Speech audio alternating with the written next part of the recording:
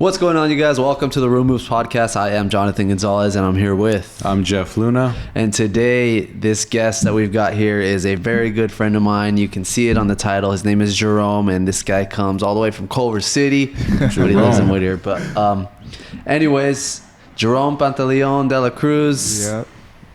What's going on, man?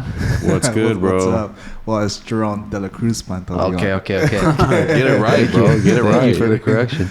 Come on, bro. Jerome, for anybody who doesn't know who you are, first of all, they're missing out. Second of all, tell them what you do and where you come from. Yeah, well, I'm a photographer / videographer. I would say 80% videographer, 20% photographer. I've been freelancing for about 8 to 9 years, but now I work for a company called Schwarz Club Professionals. So I'm their in-house videographer for that. Sick. Yeah. So 8 to 9 years. How old are you right now? I'm 27. Yeah. 27. So you started when you were like 19? Yeah, 19. It's kind of wild. 18, 19? Yeah, I say that. Well, I've actually been doing it longer, Yeah. but I say 19 because that's when I started getting paid for it. You Ah. get what I'm saying? That's when my entrepreneurship as a photographer or videographer started. So what was like before you even got paid, what was like the early stages of you like starting? Do you want to Nah, it's all right. He'll come in. just ask that question again? If anything? Yeah. It's the worst time. What were the early stages? So you started getting paid when you were like 19, Yeah. but you started before that. What age did you start, and what was that like? Like, where did you start? Yeah, I mean, it was honestly just a hobby that kind of turned into a passion. Passion turned into a job and a career, right? Before I started getting paid, I mean, I really started off like filming on an iPod Touch. You remember when it first came out, when the iPod Touch with a camera was a thing? Oh yeah. Yeah, I bought one off of like some guy, like off the street pretty much. Got it for like $50.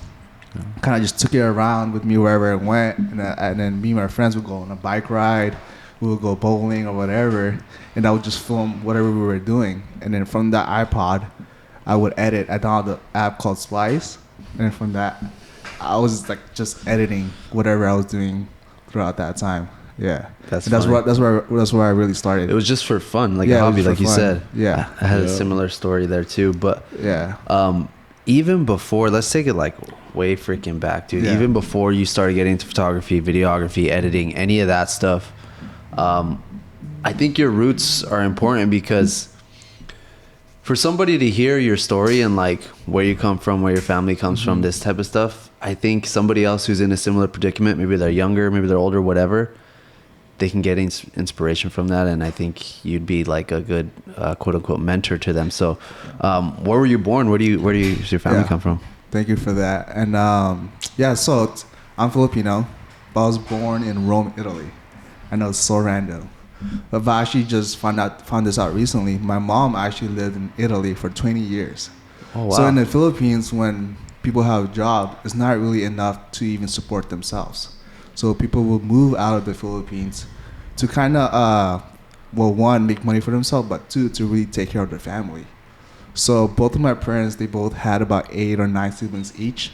I don't know the exact number, but they had a lot of siblings, right? So my mom went to Rome, Italy, and she was a hospice, or she worked in the nursing industry.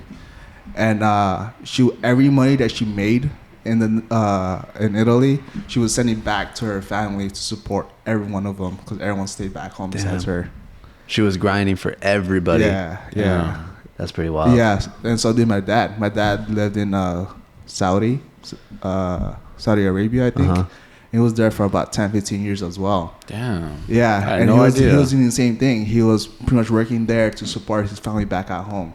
And how long were you there for? Like, so when you were born? Yeah, so technically when I was born in Italy, I was probably only there for a couple of months, not even a year. That because my mom's boss was like, you had 3 kids. That's too many. Like, you can't work here if you're gonna keep them here because it's kind of distracting, I guess. So they're like, you need to either send them back or we can't have you for this job. And so then my parents, me, my brother, and my sister sent us to the Philippines.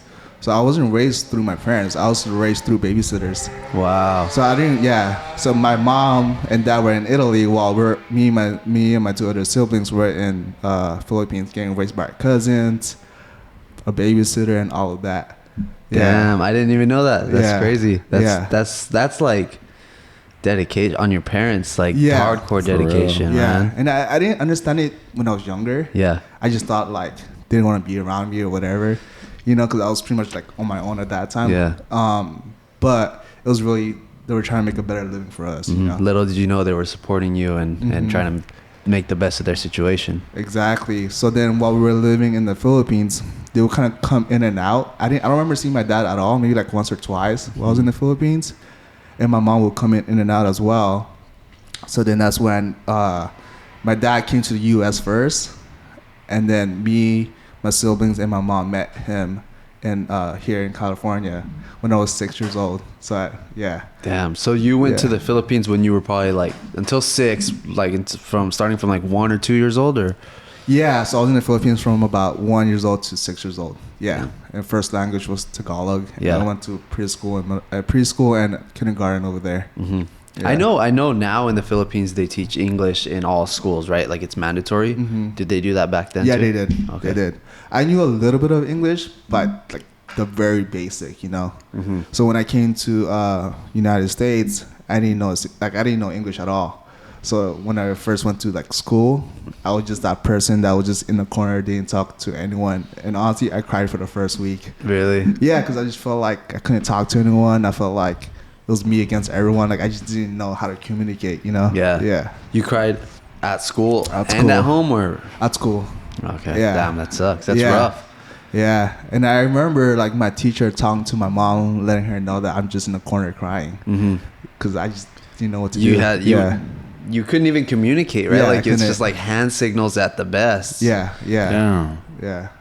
That's pretty wild. And then, correct me if I'm wrong, but did you guys have a hard time, you and your brother, with bullies and stuff because of that? Yeah, 100%, dude. Yeah. I mean, especially like living, I guess, here in Whittier.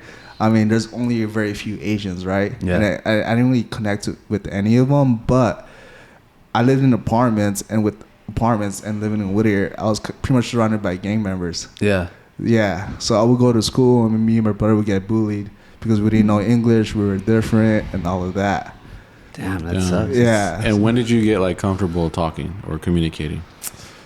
Dude, I'm so not comfortable communicating. I always feel like I have the accent. I feel like I'm not making sense or I'm talking too fast. I'm always thinking about that. Really? Yeah, just because I guess the way I grew up, I'm always cautious about it. Yeah. So I'm still like that to this day. Maybe traumatized you a little bit and it's just kind of stuck there, Yeah. Do you think that having that upbringing, growing up like that, being bullied, do you have thick skin now and you're kind of able to like just brush things off? Oh, yeah. I brush off all things now. Yeah, for the most part, I kind of try to live my life just to keep going. And if there's any like problems or issues, I just try not to like overthink it or worry about it so much. Or like if I have like what you mentioned, like if like when I feel like I'm being untreated a certain way, I kind of just let go of it. Yeah. Yeah. And then was like the camera for you, was that like an outlet for you? Because you have to know quite a bit of stuff like going on with it. So it's kind of like intellectual, right? You really need to know quite a bit. Did you find that to be like your outlet, like creating? Yeah, I would say so.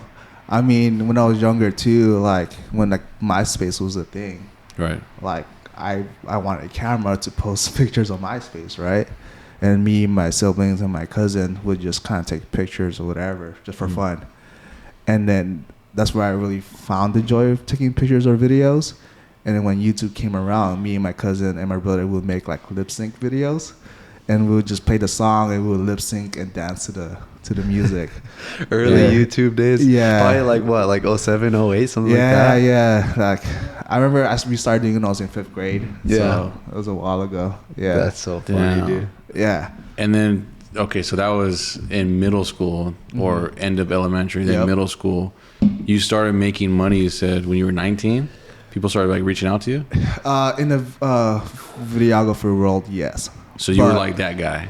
Oh, well, I actually started making money in like elementary school. Really? Yeah. So, like as you know, like my parents didn't come from here, so we honestly didn't have a lot of money. It was to the point where like you know how like on Thanksgiving times we're like, oh, bring some cans so we could help out people, and I would come to that. And I will ask my parents, like, can we get some cans? Because we have to do it for our homework or whatever. And one of the times we're like, all right, we're going to give this to people. And at the end of the school day, I remember receiving a bunch of boxes for us to take home because we needed help, I guess. So that's when I'm just saying that just so, like, we didn't have that much money to really provide and whatever. Right.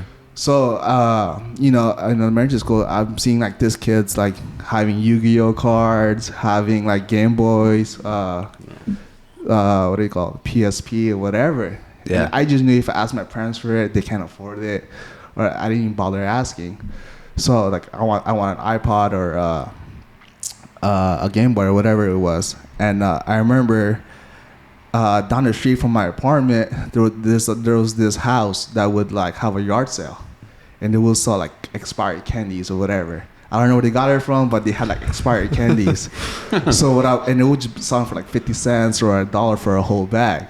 So I would buy it from that house, spend like $2 or whatever, and then I would come home, put it in Ziplocs, and I would come to school and sell it in like baggies, pretty much, of candies. Yeah, so expired candy. Yeah, but because of that, that's how I got my my PSP, my GameCube at that time, and my Game Boy. That's like the earliest entrepreneur origin story I've ever heard. That's like what, 4th, 5th grade or something? Yeah, probably from between 3rd to 6th grade. And I was still doing stuff like that, like in middle school. Like I would buy a phone for $5. I actually sold it to my friend David, and I sold it for him for $30. And he knows about it now. But at that time, I would just kind of buy things for cheap and try to resell it to whoever wanted it. Yeah. Those kids still tore up those candies too. Huh? Yeah, that too. Didn't even notice. That's sick. Yeah, yeah. They didn't know. And I was just kind of just doing better. that. Yeah, right. I mean, there was no dates on it. It was an open bag, so you couldn't really tell. She always had the entrepreneurial energy like that. Yeah. It's a lot of people say that stuff's like innate, right? Like it can't be taught really. Like it's in you or it's not. Yeah, I would say so. Yeah, and it was one of those things. It's like if I really wanted it, it's what I had to do. I just knew I couldn't get it from my parents. Were your siblings the same way? Not so much. My sister was very like school smart, but at the same time, she was also trying to fit in. Yeah. Same for my brother. How was school for you? Did you excel in school or not really? I did, honestly. Yeah. Like I was that kid that was kind of like, I guess, that's pretty smart and would understand it, but would kind of act dumb to fit in. You know what I'm saying? Yeah. And I would have good grades because I understood it and knew it. But at the same time, I would just kind of like brush it off, like it's whatever, because I'm trying to fit in with everyone else. You just want to be on the same level as everyone. Yeah. I wasn't trying to be like, I'm smart, and I didn't want to be like that. I just want to be like, we're in this together. I'm one of you guys. Yeah, like, exactly. Yeah. And then what really helped is playing sports. That's where I made most of my friends. I never joined a sports team outside of school, but I've tried to join every sports team in school. Main reason is because we didn't have insurance, Yeah. And then for you to play outside of school, you needed insurance. So I would just kind of play inside just to kind of do something. And what was like your sport that you played? Basketball was my thing. Basketball? Yeah, it was my favorite sport. Yeah. Played that in high school as well. You ever get in the shoe game? A little bit. Yeah. I'm familiar with it. I understand the culture, but not really deep in it. Yeah. I would say my brother is really into that. Yeah. It's a whole shoe collection. I went through that phase, yeah. Selling Jordans, and I got really into it. In fact, me and my buddy in Brea, there used to be like no one even knew, but I had no sign. I forgot the name of it, but they had like all the Jordans in there. So people used to go and sell their shoes on consignment there. And I remember I picked up a pair of military blue forests. For those watching, you probably know what that is. But for 140, and then I sold them on eBay for like 210. Damn. Like the next month. So like You're that all was hooked like after that. Damn. yeah, dude. But the eBay fees, kind of ate away. But still, it was like $40. I was like, money off of it. just the satisfaction of that was cool. I was like, damn, like this is cool. And then my next phase, I wanted to put spikes on, on like regular shoes, for like golf and stuff, but it just didn't work out. But the shoe game was crazy, and now it's like exploded. Oh yeah, It's insane. Yeah, it's ridiculous. It's like crazy. Did you keep going after that? Yeah, I kept going. Oh yeah. I kept going. I had at one time, I'm not like a huge collector, but at one time I probably had like 12 pairs. They were all each probably worth at least 220, 250. Yeah. But still, back then that was a lot. I remember even high school, like any shoes above $50 was a lot. And that was like flipping up too. Yeah. But also, I was really big on SBs. I love Nike SB. Oh yeah. That's my first one. Yeah. Yeah, especially when the whole skating culture was a thing. Oh yeah. Yeah. B-Rod. It got hot for a little bit, huh? Like when we were in high school. Yeah, even in, I would say middle school and elementary school too. It was like, what do you wear? Like girl or chocolate, whatever. Yeah. Oh well, yeah, early 2000s shit. Yeah. Yeah. Yeah, girl chocolate. Yeah. Yeah. Remember like DVS and what's the other one? DC, Lakai or whatever. Yeah. Yeah, I used to rock all that stuff. Oh, audio. Remember audio? No, not that one. No. Remember audio? Oh yeah, ADIO. In high school, ADO or whatever. Yeah. Did you eventually like start fitting in once you're in high school? Yeah, I would say I started fitting in more in like middle school. Yeah. Because that's where I gained most of my friends. And then, most people that went to my middle school went to the same high school. I really fit in there because while I was in high school, I mentioned that I joined sports. Yeah. So I played basketball, volleyball, track and field, and then I also joined clubs. Yeah. While I was in there, so after middle school got pretty easy. You're like, definitely. Did you still like even in middle school you had friends and stuff? Did you like try your best to fit in? And at that point you're just like, I'm just gonna be myself and I'm good. Like at that point I was just myself. Yeah. Yeah, I was getting like 4.0s. And like I would say my 8th grade year, not so much my 7th grade year. Yeah. The 7th grade year I was kind of like trying to fit in. But 8th grade years, I was just gonna do my own thing, and then Damn. Dude, we've been going to the same school since you were in 7th and I was in 8th, but I didn't meet you until what? Maybe like I was a junior in high school or maybe a senior. Yeah. But I knew of you though. Yeah. Because some of my friends would hang out with some of your friends. Yeah.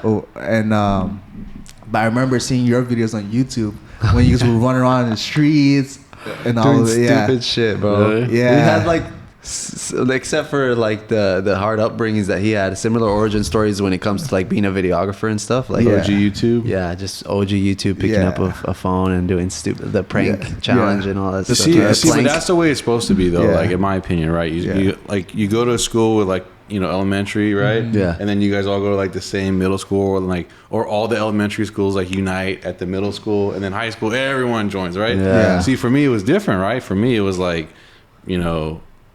I went to the same elementary school since I was like in private school, right? Kindergarten to like 6th grade, and then once I went to a whole like different school. Like I started over. Yeah. All my friends went to one school, and then Yeah. they all went to like La Habra, and then That's gotta be tough for a kid, dude. yeah, it was the Kinda worst. misses, Honestly, it's the worst. So the fact that you guys, that's cool. That's cool. Yeah. So fast forwarding, right? You took photography in high school, right? Yes and no. So I was already doing photography and video, right? I was making like dance videos with my friends, making those like adventure videos with my iPod, and my senior year is when I finally took a videography class. But that was the year that our teacher, Mr. Killer, had passed away. Mm-hmm. So and it was kind of like the first quarter of the year. So we were just getting like subs throughout the whole year.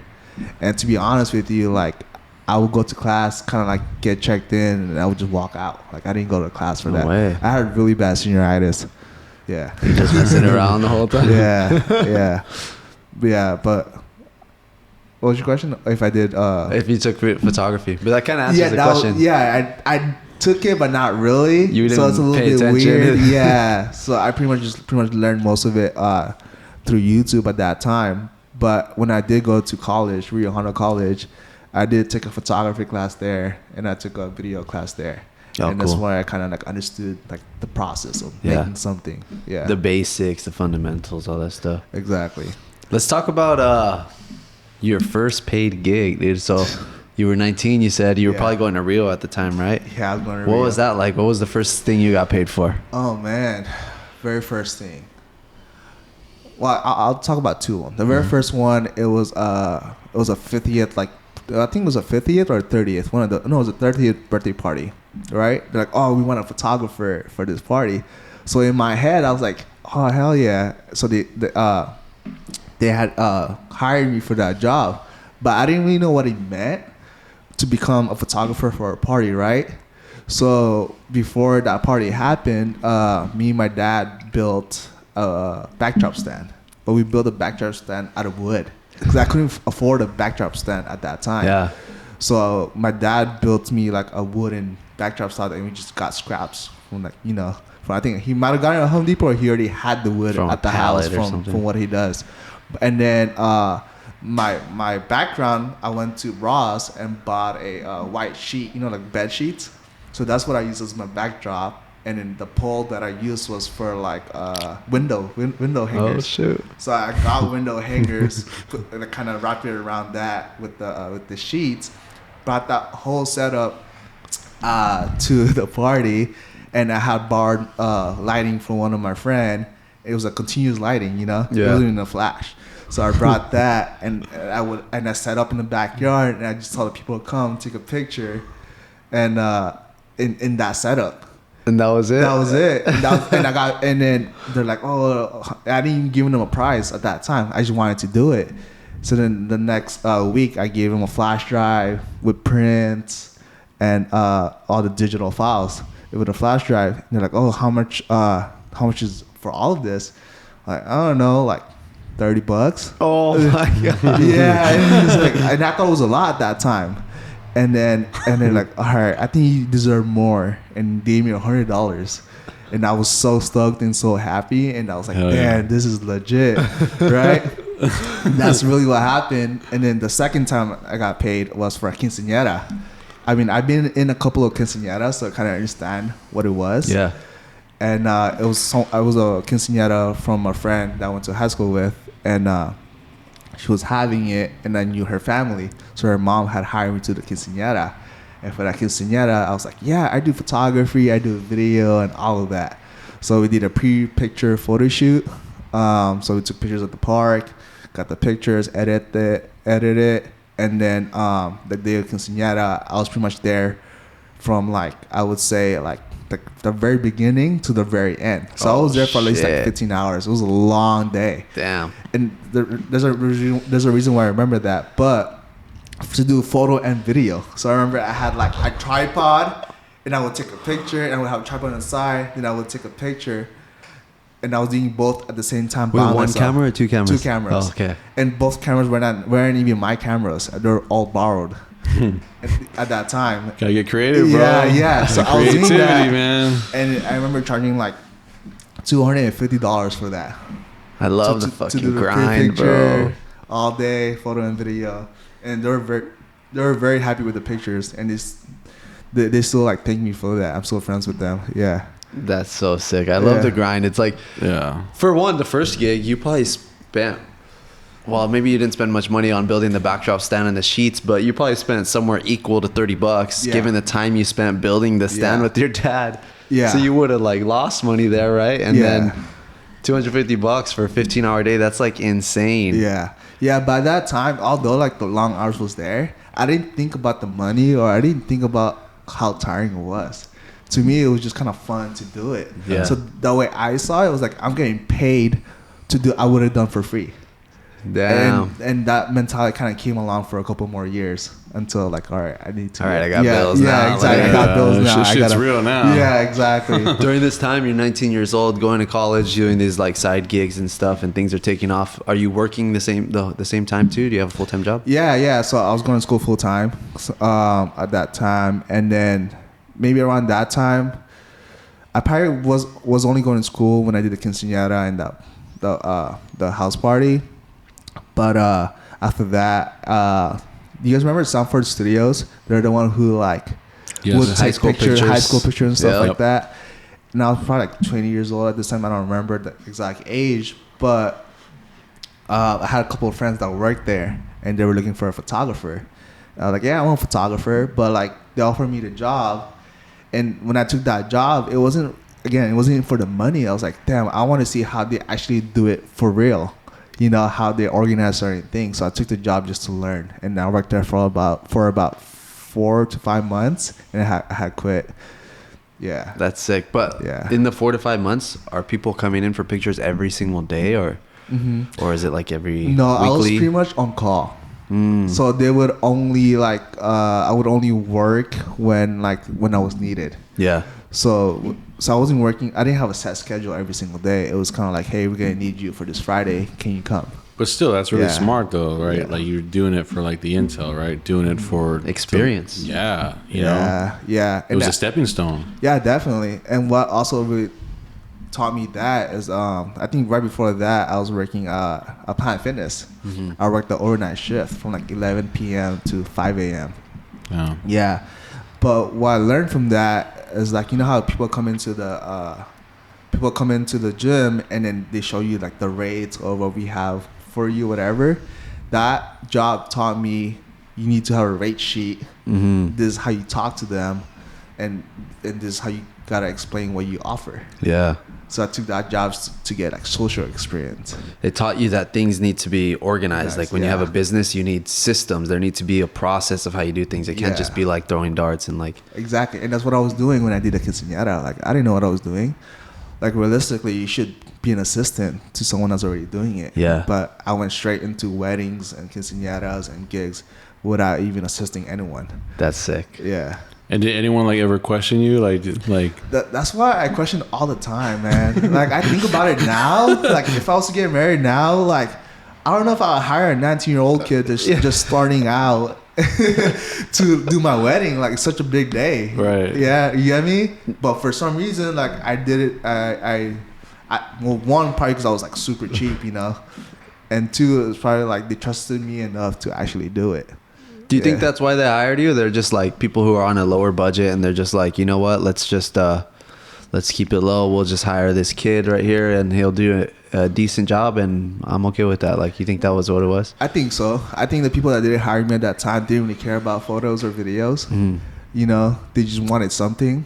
So that's probably why they hired me, just kind of capture memories. Yeah. It's better than nothing. You know what else I think is an important part of that too? That's really like seems weird, but social media. This had to be 2013, 14, right? Where social media was not as big, not as important as it is now. And like, as social media has grown, photos and video have become more and more important part of everybody's life. Yeah. So like now people are like, oh, you're a photographer? Oh, okay, here's $2,500 to shoot my wedding or whatever, right? Yeah. Like people are happy to pay those prices now because there's infrastructure behind it. Yep.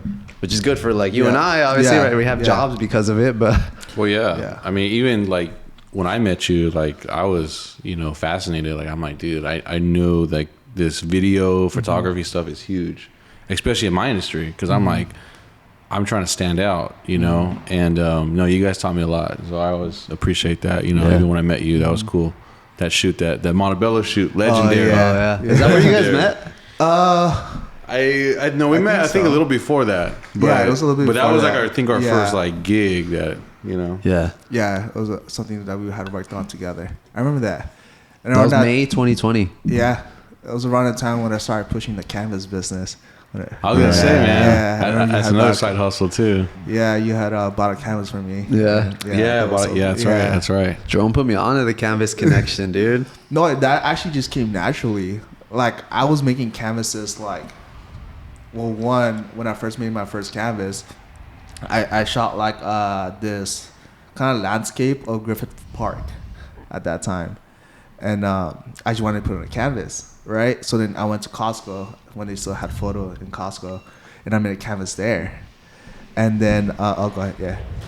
Go ahead. Yeah. So I had to make a canvas there, and then At Costco? at Costco, bro. Okay. They had that. And then I posted on my social media, like, my very first canvas. And then someone was like, oh, that's so dope. I want to buy it from you. I didn't think people were going to buy my photography or anything. Yeah. So then I ended up selling it to my first buyer. someone I met at Rio Hondo, and then next thing you know, like I just wanted to make more, so I made one for myself, and I made one for myself. I made one for my girlfriend as a gift, and then someone else asked me like, "Hey, can you make me a canvas of my family?" So then I made that canvas, bought it at Costco for like $50, sold it for 70, whatever, right? Yeah. And then they're like, "Damn, there's really something here," you know. It made sense in my career because I'm a photographer. I could sell my own image in that canvas and also sell the canvas itself. It's not too expensive. Right? Yeah, at that, well, Costco, well, now, yeah, it wasn't too expensive, but the price of getting it now is a little bit different. But at that time, I was just trying to, I just thought it was crazy that someone wanted to buy a picture that I took and put it on their wall. Yeah. Like, that to me was a huge compliment. And then, and then around 2020, you know, no one really worked and stuff. So then that's what, and then I was already doing canvases at that time, but I didn't really promote it. Like, I kind of just did it word of mouth, you know. And then that's what really pushed me to do more of that. Did you ever have any doubt in what you were doing? You know how certain people, like, they go through, especially what you've been through, they go through and they're like, fuck, man, I need something safe. Yeah. Like, am I doing the right thing? Yeah. Dude, the first 5 years, man, that was tough, dude. Yeah. Like, I would tell my friends all the time, like, I don't know if I want to do this anymore. Like, should I just go back to school? Should I just, like, get a regular job? But every time I had talked to someone, like, I don't know if I should do this anymore, like, a new opportunity came up. Mm-hmm. You know, something came up where, like, you know what, you should stay, type of thing. And that's what ended up happening. And that happened at least like 4 to 6 times. Wow. Yeah. There was always something telling me just keep doing it. Yeah. Even though, I wasn't making much money or anything, just kind of just the love and the passion for it. Yeah. Just keep chasing it. Yeah, because that would have been so easy, man. I mean, so many people from that background would be like, screw this, man. Yeah. And you gotta remember at that time when I started doing it, like, it wasn't a popular thing. No one really do it. People looked down on people that took photos and videos at that time. They thought it was kind of like I don't know, like just. I think it's it's annoying, bro. Yeah. You come to a gig or whatever, I show up to a house or whatever, be like, oh, so is this like full time for you? Do you do something else? Like, nope. This is my job, dude. Like, I always thought of like skating. I don't know why I always thought like similar like skating to that. videos, you know? Mm-hmm. So like, I always felt like, sorry, I got a break. Yeah, so I always felt like people looked down on me because I took photos and videos, you know, and then but you know I loved it, so I just kept going with it. I think that's. Do you agree? Like, that's kind of gone away a little bit. Like, because of social media. Yeah, because at that time, like, again, like, social media wasn't a thing. Mm-hmm. Like, it was a thing, but it wasn't like popular. Like, oh, I gotta make content. It was just kind of like it was just kind of like it wasn't a serious job. It wasn't taken serious.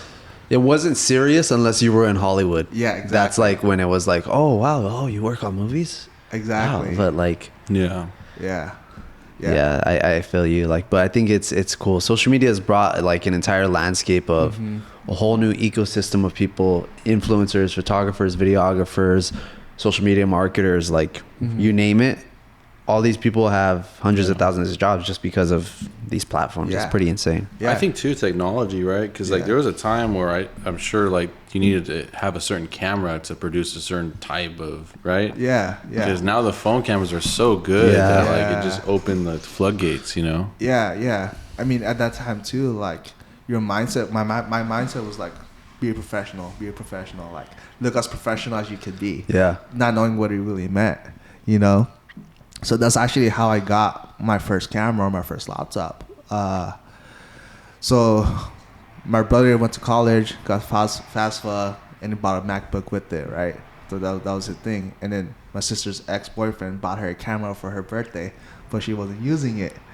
So I would ask my sister, hey, like, can I borrow the camera? She's like, yeah, go use it. I'm not using it. So I would take pictures or whatever. And I would ask my brother, hey, are you using your laptop? And I would edit off of his laptop. And from using my sister's camera and my brother's laptop, I saved up enough money to buy my own camera first, because I wanted to look like I know what I was doing. Yeah. And then from that, then I ended up buying my own laptop. That's sick. Yeah. What was the first camera you bought? It was a Canon 70D at Costco. And I actually I had to borrow money from my brother to buy it. Yeah. I know you used that thing to the ground. It's still in the photo booth? Well, we did that gig and, it died Oh, there. Yeah.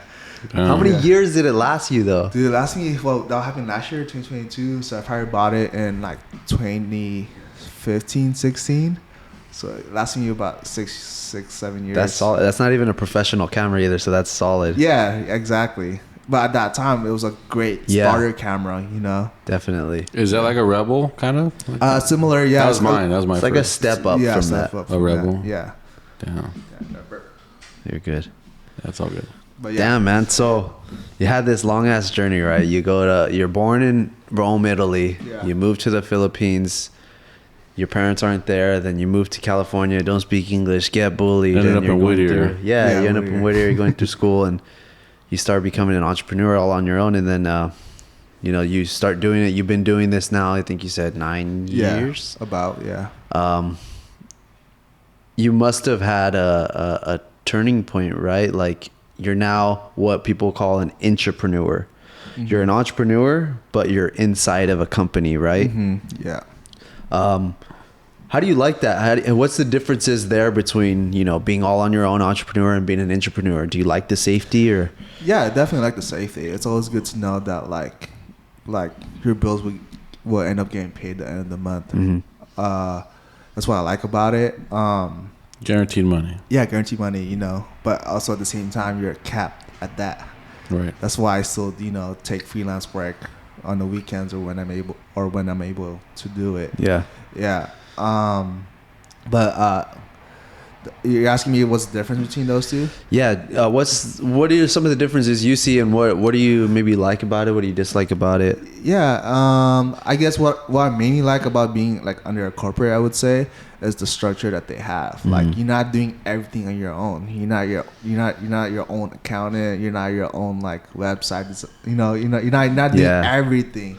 You just focus on one thing and one thing only, is to produce videos. Yeah. And then you have a whole team to support you to kind of help you produce campaigns or whatever the shoot is. That's what I love about it, teamwork that you have. Yeah. And I guess that's what I struggle with a lot as a freelancer. Like, although we had our team and stuff, like before then, like just trying to figure things out on your own, you're at a slower pace versus being with a team. You're at a faster pace with that. You're working with somebody who specializes in what they're doing. You're specialized in what you're doing. Let's go further, faster. Yeah. Do you ever catch yourself like in the job and they're telling you, oh no, like do it this way, and you're like, but it would be better this other way? Yeah, I mean, that goes with anything. Yeah. Because the thing is, like, photography and videography is so subjective. Like, everyone has different opinions. Right. Like, although something might be, like, really good, someone else might not think that. Mm-hmm. It's kind of like when you have opinions on movies. Like, everyone has different opinions. Sure. But for the most part, like, if I do disagree with someone's opinion about something, I'll tell them why I disagree with it and try to let them understand why I think this certain way, and it will come back with me like, well, I think this is good because of this. Yeah. And then I'm open-minded to it. Right. Yeah. There's a level of reasoning there. Yeah. Exactly. I skipped a little bit of a step though, because you're an entrepreneur now, right? But let's go back to 2020. Let's talk about then. That was when you decided to make a big move, right? Yeah, exactly. Tell us about that. So what time was this in your life? How old were you? Like what happened there? Yeah, at that time I was 24 years old in 2020. So during that time, I wasn't doing much besides the canvas business, right? My girlfriend, she's a hairstylist, and then she had looked up to this hairstylist through social media, and she loves her work. They inspire her. And then we didn't tell anyone, but she applied to work at their salon because they were opening up a new salon in Scottsdale, Arizona. So when she had her interview, we didn't tell a single person that we were going there for possibly moving out there. Yeah. Right? So then we drove there. She did the interview. It went great. And then we came home a week after. They're like, oh, you're able to work here. Like, they gave her a chance to have a chair there. And you gotta keep in mind, like, that sounds kind of crazy just to be at a salon, right? But these hairstyles were like one of the few top people in the hair industry. Like, if you're in the hair world, you know who they are because of what they've done for the industry. So to her, it was a big opportunity to miss out on because, one, she gets to be around this creative people that will help her grow and become a better hairstylist. And at that time, I didn't have much going on. So, like, you know what, let's go. So we went in 2 weeks' notice. Like, are you going to move out in 2 weeks? And we didn't know a single person that was there. So we couldn't ask for advice on, like, where should we move to, where should we go, and all of that. So I was 24 at that time. I think she was also 24. And a week before she had to start her, like, salon, a week before she had to start her, to work as a hairstylist in Arizona, we went to go apartment hunting. So the salon is in Scottsdale. And the only thing we've heard is that Scottsdale is expensive, right? So, like, we got to move somewhere kind of far, like, at least, like, 25 minutes away from the salon. So then we ended up finding a spot in North Scottsdale, which is actually more expensive, not knowing that at that time. So, you know, we rented, we got a lease for a studio apartment. And and then a week after that, we moved in. Like, we moved in the weekend before, I think on a Sunday. And then the next day, she went straight to work. Damn. Yeah. That's insane. And then, like, you know, we didn't have a bed or anything, so we just slept on the floor for a couple of days. That's crazy. And then we couldn't, like, buy something because we didn't have, like, a car or whatever to pick it up. So we just did Amazon and everything. So it could get delivered. Dude. Yeah. And, like, we just took her car, my car, and whatever we could fit, we'll just go. That's sick. Yeah. That's cool, bro. But that really changed my life because... one, it created more independence for myself and her, and two, it was like, damn, like, now what? You know what I'm saying? So we didn't know a single person. What do you do? Yeah. So the only thing I could think of was hit up people on Instagram, try and connect with other photographers and videographers to see if they need any help, you know, and I ended up doing that, and then. So then I told my girl, like, I'm not doing much. Let me record you so we could promote you while you're working at the salon, because we need to promote you so you get clients there, right? Because she has to pay pretty much weekly rental for the the chair. Weekly rent. Yeah, it wasn't like crazy. It wasn't cheap either, you know. So she has to kind of at least find clients to kind of make it even. But anyways. I went to the salon, filmed her, and the owner of the salon saw me filming her, and the hairstylist, his name is Lynn, or B Scene, as people know him as. They do content creation themselves, so he saw me with the camera filming her, and he came up to me. He was like, "What do you do?" I was like, "Oh, I do videography." "Oh, that's cool," and then just walks away pretty much. Yeah, and then in that weekend, he was assisting him to kind of learn from him. Yeah. And then he asked her, like, "Hey, what does your boyfriend do?" He's like, "Oh, he's a videographer and photographer." But in his side, like, everyone's a photographer and videographer, you know? So then he was like, "Have him come to the salon and we'll see what we can do." So then I went to the salon. Like, I was editing at that time for a project I was already doing, but I just dropped it, went to the salon, and then they're like, "Oh, get photos and videos of my model," because he was doing a model at that time. Got a video of it, and he liked it. And his wife also is a hairstylist, and she's also really known as a hairstylist, and she also liked my work. So then I started doing reels for them, just to do it. Yeah. And then they also have this, like, online education for other hairstylists to watch. So then they hired me on a retainer to film their education platform online. Damn. Did you guys build the education part together? Like, that didn't exist before you, or no? It existed already, but they were kind of just filming it on their own. Yeah. So they just needed someone to kind of film and edit. Yeah. You guys put on a whole new level. Yeah. Yeah. Yeah. So then at that time it was called, like, Fan House Education. Damn. I was gonna have to burp. My bad. So at that time it was called, like, Fan House Education, and then when I started working with them more, we transitioned it into Finance Plus, whereas because at that time it was when it was finance education, it was only Instagram only. It was a private Instagram, and they would just upload on Instagram, and that's how people would view their content. And then when we transitioned into Finance Plus, it was a legit like website where you could like sign up and watch all of the videos that we previously recorded. Yeah, that's tight. Talk about risk taking there too, because like just to put it in perspective for people out there, right? So your girlfriend gets an amazing opportunity under these hairstylists, right? And she's going for the opportunity to just learn, right? Like that's really what it's all about. She's probably gonna lose some money, or she's gonna lose all her California clients for sure. Yep. And she's taking a risk herself, and good on her for doing that. And then you also at the same time are like, damn, all right, let me just drop all my clients in California and let's go over here where we don't know anybody. I don't know what I'm gonna do, but I'm gonna figure it out. Yep, exactly. And so be it. You did that, right? You like went out.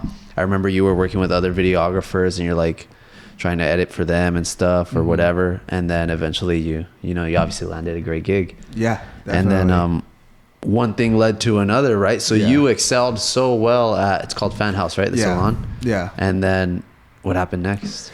So they're sponsored by a company called Schwartzkoff Professional. So like, they're the ambassadors for that company. There's about like them two plus like maybe like 3 to like 5 other ones that's also sponsored. So it's a small team, right? And so every year they do a campaign featuring both of them. So then, so mind you, we moved in October, right? All that what I just kind of mentioned, how I got close to them and how I started filming the education happened in like 2 months. So it was a short amount of time. And then in December is when we filmed a campaign for Schwarz Professional. So, and that was my very first like big campaign with That's a big deal. Yeah. For a campaign. Like those connections, bro. Yeah. So then we filmed the campaign, me and another videographer, and then they liked what we did, right? So we ended up like working with them, like Schwarz Club Professional, like a couple more times as a freelancer. And then, a couple months go by or whatever, and then they asked me like, would you like to work for us as a videographer or an editor? And then and that was like, so that campaign happened in December, and then we put out the campaign like I guess like March or April, and then they asked me to work for them. I would say like in July, August. Damn. They offered at that point, that was a full-time position, or that was just... No, it was a full-time position when they offered me the job. But the catch is I had to move to LA because I couldn't stay in Arizona. Yeah. So you're like perfect. Yeah. Well, I mean, at that time, I really enjoyed being in Arizona. You like it up there, yeah. But it ended up working out. And but my lease ended in October, but I wasn't sure if I was going to get the job or not. Oh, so it was just they offered you a position, but you still had to interview for the position. I did a whole interview. I probably did like 8 interviews until I got the job. Holy shit! Yeah. Who offered it to you? Was it like just like a worker there, or was it like a manager that was like managing it, or who kind of reached out to you? So one of their employees was going to a different job, and she was like their like editor, I would say. But she messaged me. She's like, "Hey, would you be interested in my position?" And I said, yes, I'm interested. And then, cool. And then she had set me up with like their manager's manager. And then she called me on the phone. She's like, hey, you have this job position. This is what you would do.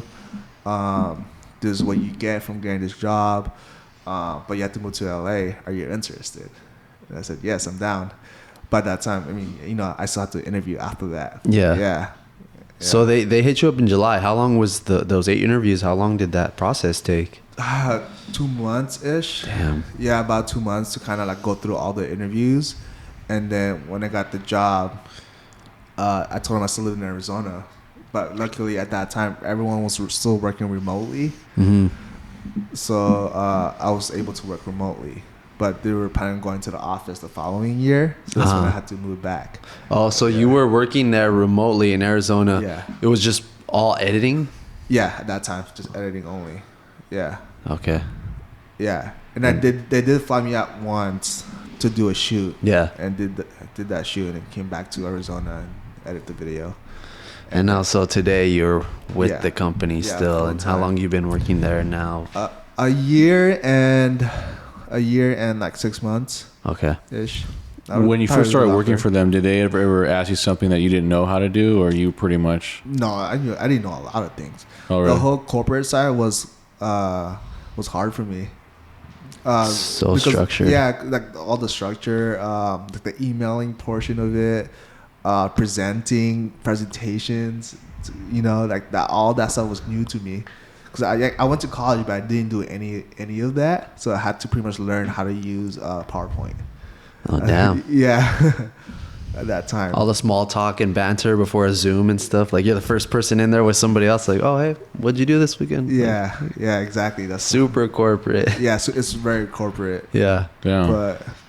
But it's been good. I mean, I've grown so much from that company. I mean, everyone's really cool, and they're always trying to help you grow. And if you need help, they'll help you.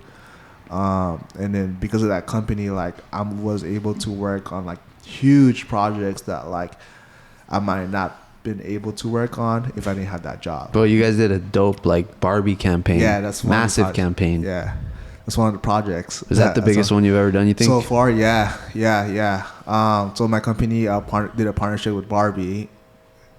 One, because the movie was coming out, Mm-hmm. and two, like it made sense for like our product, Yeah. because we were relaunching a product that pretty much makes you blonde.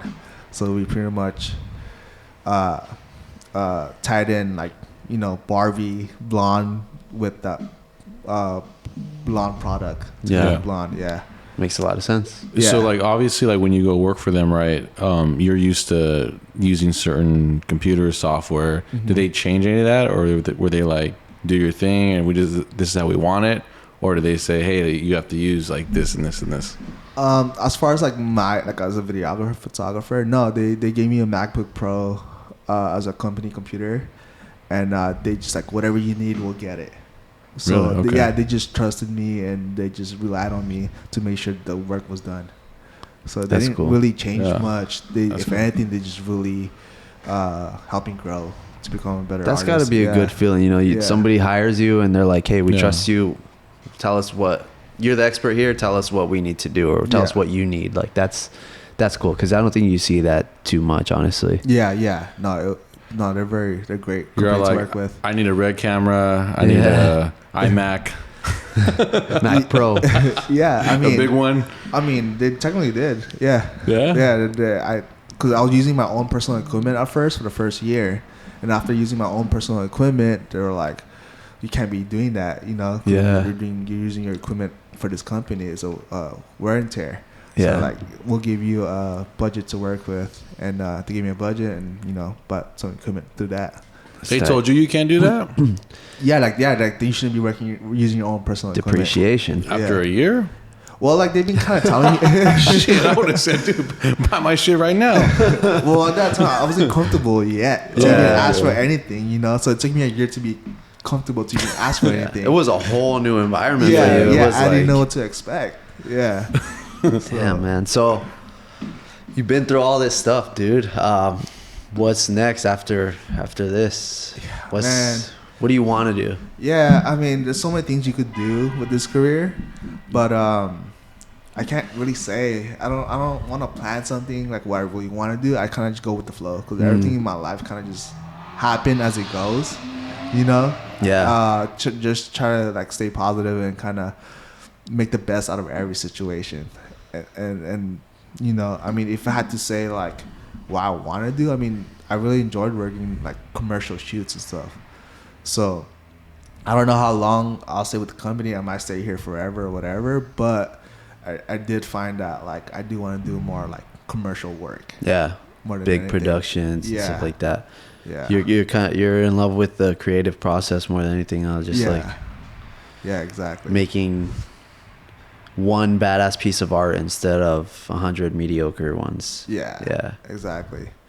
Especially the experience, though. You're around like heavy hitters, right? I mean, Bro, people flying in from all over the world and Yeah. Yeah.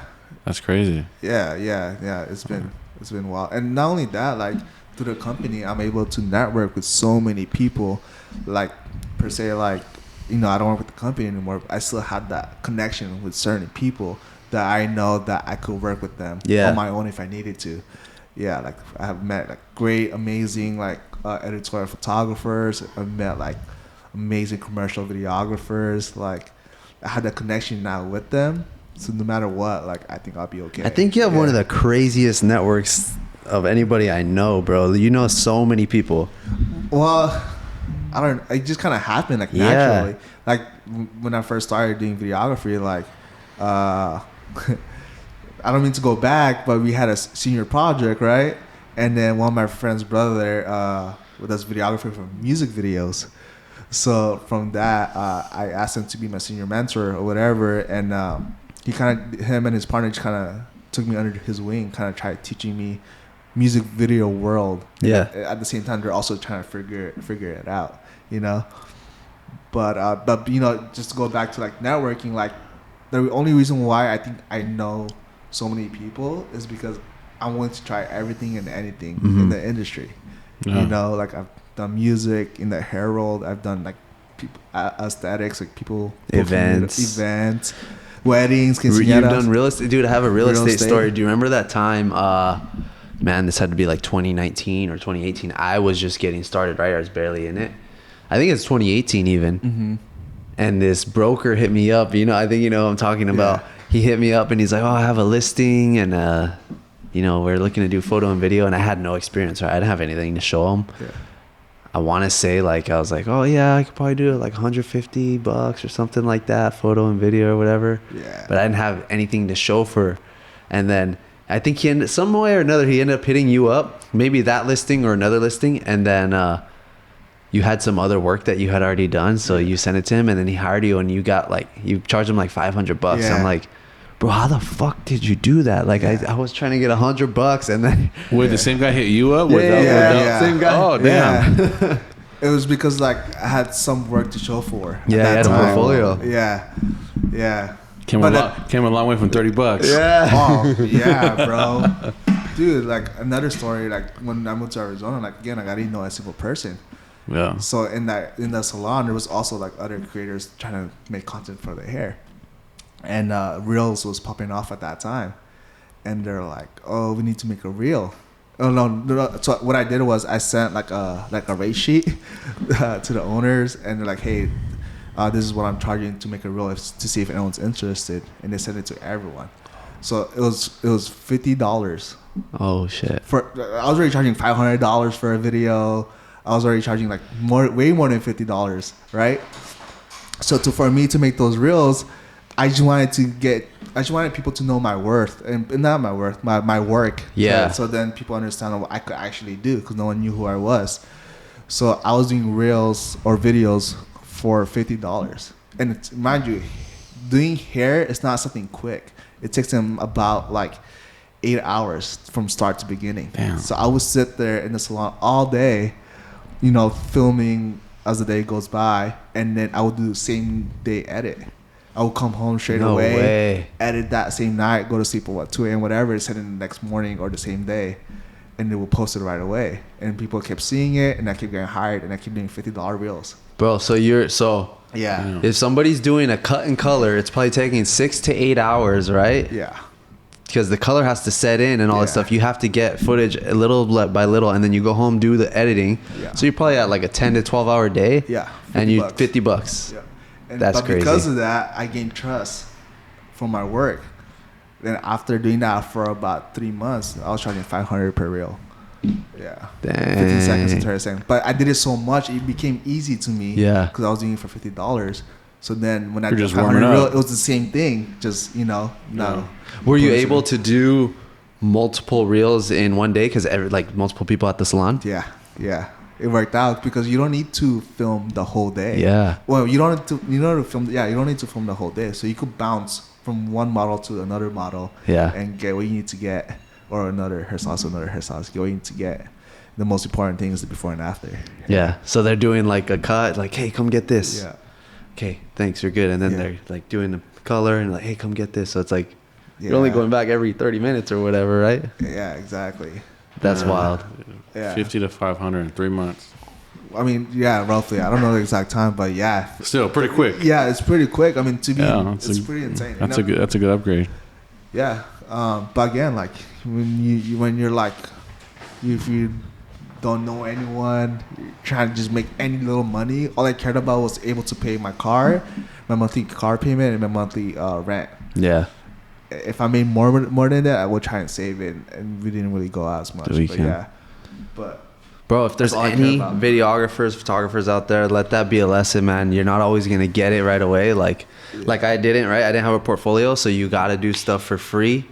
You got to do stuff for cheap, and eventually you get that trust, and you build that portfolio, and people will pay the money because they know you can do what you say you can. Yeah, and that's why I learned a lot in this industry. It's like a lot of times people hire you because they trust you. Not so much. It's not. I mean, your work is a great thing. Yeah. But for the most part, it's because they like trust you to make sure it gets done correctly. Yeah. Yeah. Yeah, and then it's just like your network too. Were those people that worked in Arizona, like the influencer people, were they sad that you left? Like, yeah, some of them were. Yeah. Some of them kind of, when I first left, they would message me and kind of like say like they miss like be able to have someone create content for them. Yeah. But I mean, it was like that too when I left California. You know, you guys became good friends there, right? Like all you guys. Yeah, we all became good friends, and we still talk to most of them. Yeah, we all became really good friends. That's cool. Yeah. I wanna. Any other questions before I kind of wrap this thing up? No, that's pretty much. We touched on everything, man. You have a crazy life, crazy journey, bro. You're just starting too. That's what I'm saying, man. Yeah. You're 27, right? Yeah, 27. That's crazy. Yeah, I mean, before we even wrap it up, I just want to give props to you too, because I seen you start from the very beginning when you first graduated college, and you're like, you told me like I want to take this serious, and you would come over in my garage/studio like 11 p.m. at night just so we could learn something or edit something. Bro, I consider you my first mentor. You remember that day we went to Long Beach to take pictures in the rain? We broke into some like industrial warehouse or something. Yeah, we did. That was sick. And after that too, remember we went to all the way to San Diego to shoot this music artist. Oh yeah, Ray Moore. Yeah, Ray Moore. And then so technically I brought Frankie J to my studio. Shot him in my studio, and that spot that you're talking about. I shot him there. And then he signed an artist at that time, Ray Moore. He's like, hey, Frankie J was like, hey, can you get pictures of this guy? Like, yeah. So me and Jono drove all the way to San Diego, pretty much spent the whole day getting pictures of him, and then you were getting like behind the scenes. I was just there to learn. Yeah, just there to learn. Like he even took that time just to learn from me and what I was doing for that shoot. Damn. Yeah, and then go back that in. Yeah, that's dedication, bro. Yeah, so not too many people have that. I say that. Yeah, no, for sure. You'll be like, oh, I'm too busy to go to San Diego. Yeah, bro. that's that kind of shit. You got to know that like, if this is really what you want to do, then there's no compromise. There's no like negotiation. Like either you're gonna put in the work or you're not, and the results speak for themselves. Yeah. So it's cool to kind of see you. Yeah, thank you. All of that and where you're at now. Yeah, and especially you too. Since I met you, you've grown so much, man. Thanks, so bro. cool to see. Yeah, I think it's cool. I mean, all of us. We have I have a lot of homies, real estate agents, photographers, videographers, whatever it is, around the same age, and like we all started around the same time, and it's dope to see like as we grow older, everybody's excelling at what they set out to do, and it's like this is dope. Like we can all do business together, we can work together, and like it's tight. That's what I love about it. Yeah. Okay, I have a question. You probably know the question already. I think you listened to a couple podcasts. So if we can go back to a time in your life, right? Let's go back to 22, 23-year-old Jerome, and you're telling your friends, like, dude, I don't know if this is what I want to do anymore. I don't know about the stability. Should I stick with it? And then, you're obviously getting signs along the way that you should stick it out. If you're having those doubts, if you could go back to that time now, if you could tell yourself one thing, what would you tell yourself? Keep going. That's it. Just enjoy the process. I mean, like, I think like I look back into it now as like there was times where like I hated like sleeping like at 3-4 a.m. in the morning, but I also enjoyed it at the same time because I just truly enjoyed what I was doing and just trust the process throughout, and it will take you somewhere. That's it. Yeah. I think those are the times too that like you like recall and you're like you kind of like miss that. Yeah. Like you wish you can go back to that point in time and be like, Miss you. that was it, you know? Shitbox car. Yeah. Yeah. Yeah. Yes. That. I had a shitbox too. So yeah, trust the process. Trust the process, guys. Thank you guys so much for listening. We never really say this, but I'm gonna go ahead and say this. If you guys listen consistently and you're really enjoying this stuff, leave us a review. Spotify, Apple Podcasts, whatever it is. I don't know if we have any reviews, but we really gotta start pushing that. YouTube as well. If you're on there, like, subscribe, comment. Any questions for us, we'll be happy to answer. And yeah, other than that, And also, if you guys know anyone that wants to be on the podcast, or you know someone that's an entrepreneur that's coming up, you know, we'd love to have them on. yeah, Reach out. yeah. If you made it this far in the podcast, I mean, well, first of all, thank you, and second of all, I'm sure you probably have some like-minded individuals in your friend group or in your network that we'd be interested in having on. So, thank you guys so much for listening. We'll see you guys next time. Thanks for having me, guys. Thanks for Yeah.